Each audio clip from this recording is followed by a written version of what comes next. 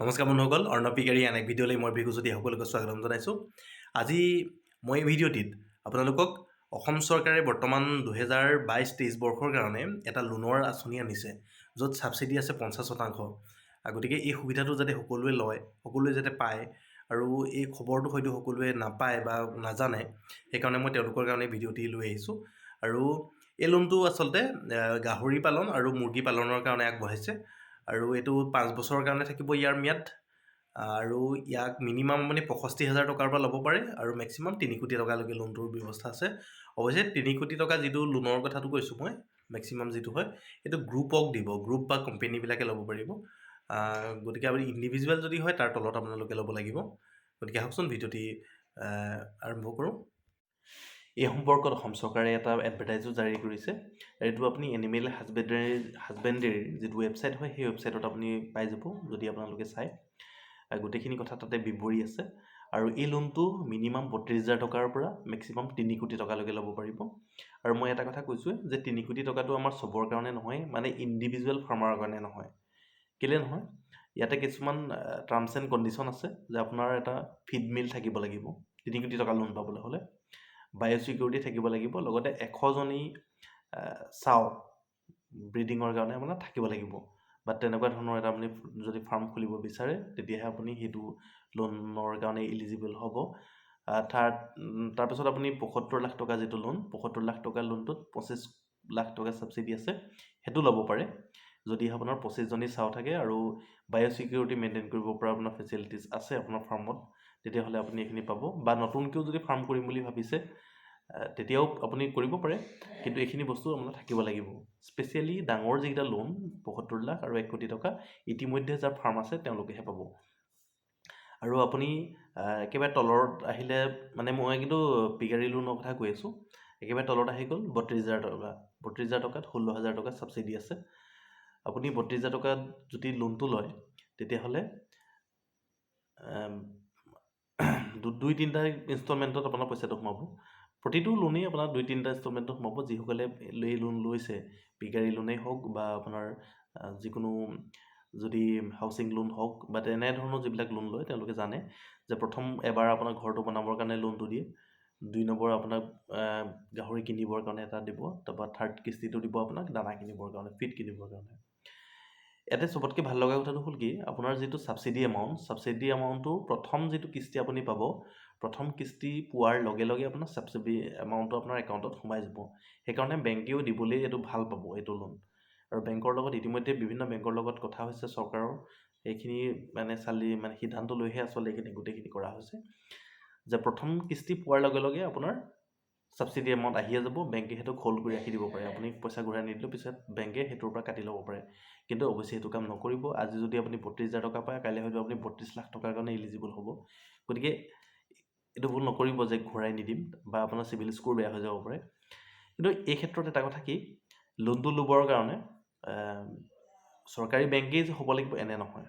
আপোনাৰ য'ত ভাল, য'ত আপুনি ট্ৰেনজেকশ্যন কৰে, বেংকৰ মেনেজাৰৰ লগত আপোনাৰ য'ত চিনাকি আছে, তাৰ পৰা আপুনি লোনটো ল'ব। এইটো প্ৰাইভেট হ'লেও একো কথা নাই, মানে প্ৰাইভেট বেংকেও ছাবচিডি ক্লেইম কৰি ল'ব পাৰে। এইটো ফেচিলিটিছ ইয়াত ৰখা হৈছে। তাৰপিছতে হ'ল 2 নম্বৰ কথাটো হ'ল যে আপুনি ছাবচিডিটো সোনকালে পাই যাব।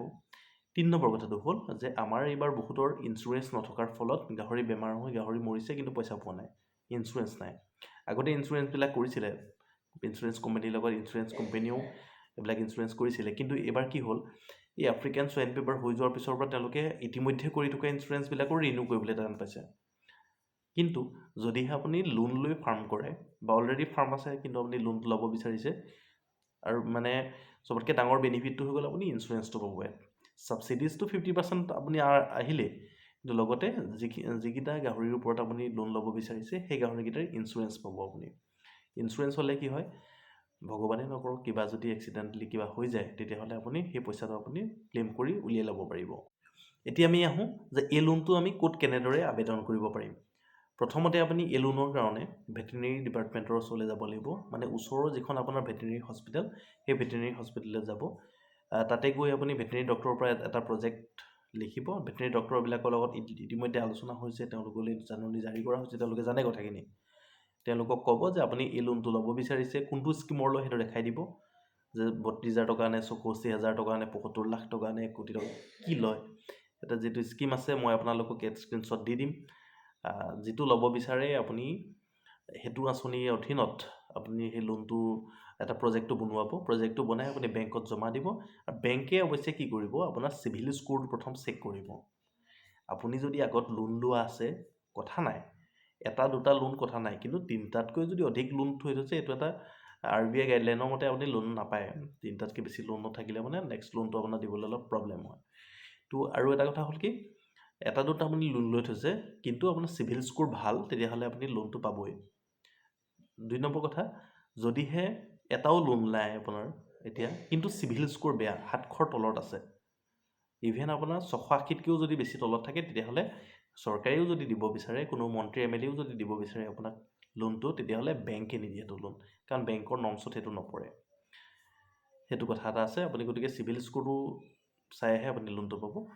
ইয়াৰ আগতেও মই লোন সম্পৰ্কত, পিগাৰী লোন সম্পৰ্কত মই এটা ভিডিঅ' বনাইছিলোঁ, যে বহুতে তাতে কমেণ্ট কৰিছিলে যে এইবিলাক মিছা কথা হয়, লোন ক'তো নাপায়।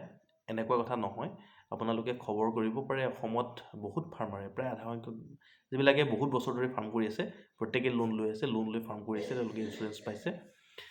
আৰু অকল গাহৰিৰ কাৰণে যে লোন এইবাৰ যিটো স্কিম ধৰিছে 2022-23 পৰা 2025-26 বৰ্ষৰ 26-27 বৰ্ষৰ মানে ফাইনেন্সিয়েল ইয়েৰ হিচাপে যিটো লোনৰ প্ৰজেক্ট লৈছে, সেইটো অকল গাহৰিৰ কাৰণে যে সেইটো নহয়, গাহৰি আৰু কণী উৎপাদনৰ কাৰণে, মানে লেয়াৰ মুৰ্গী ফাৰ্ম যি কৰি আছে বা কৰিব বিচাৰিছে, তেওঁলোকে এই লোনৰ সুবিধা ল'ব পাৰে। তাতে এই যিখন এডভাৰটাইজ আছে তাতে ডিটেইলছ দিয়া আছে। আৰু এইটো কথা কি, আপোনালোকে যিসকলে ল'ম বুলি ভাবিছে, যিমান পাৰে সোনকালে আপোনালোকে এতিয়াই ৰিপৰ্ট যিটো প্ৰজেক্ট হয়, প্ৰজেক্টটো বনাওক, কাৰণ বহুত মানুহে দি আছে। নহ'লে ছাবচিডিজবিলাক কি হয়, এটা বাজেট থাকে, সেই বাজেট অনুসৰি আপুনি ছাবচিডিটো পাব, নহ'লে ছাবচিডি সেইটো নাপাবও পাৰে। কিন্তু বহুত ক্ষেত্ৰত বহুত মানুহে নাপায় ছাবচিডি, সেইটো কাৰণে হৈ যায়, দেৰি হৈ যায়। ইয়াত এটা কথা লিখিছোঁ, ক্লিয়াৰলি মেনশ্যন কৰিছে যে ফাৰ্ষ্ট কাম ফাৰ্ষ্ট বেচিছ প্ৰিফাৰ কৰা হ'ব। যিসকলে প্ৰথমে আবেদন কৰিব, তেওঁলোকে প্ৰথমেই ছাবচিডিটো পাব। ছাবচিডি কথাটো কি হ'ল, প্ৰথম ইনষ্টলমেণ্টৰ লগে লগে আপোনাৰ ছাবচিডিটো যিহেতু পাবই, সেই কথাটো ইয়াতে ক্লিয়াৰলি মেনশ্যন কৰিছে। গতিকে এই কথাখিনিৰ ওপৰত মানে গুৰুত্ব দি পেলাই আপোনালোকে যিমান পাৰে, যদিহে লওঁ বুলি ভাবিছে লওক।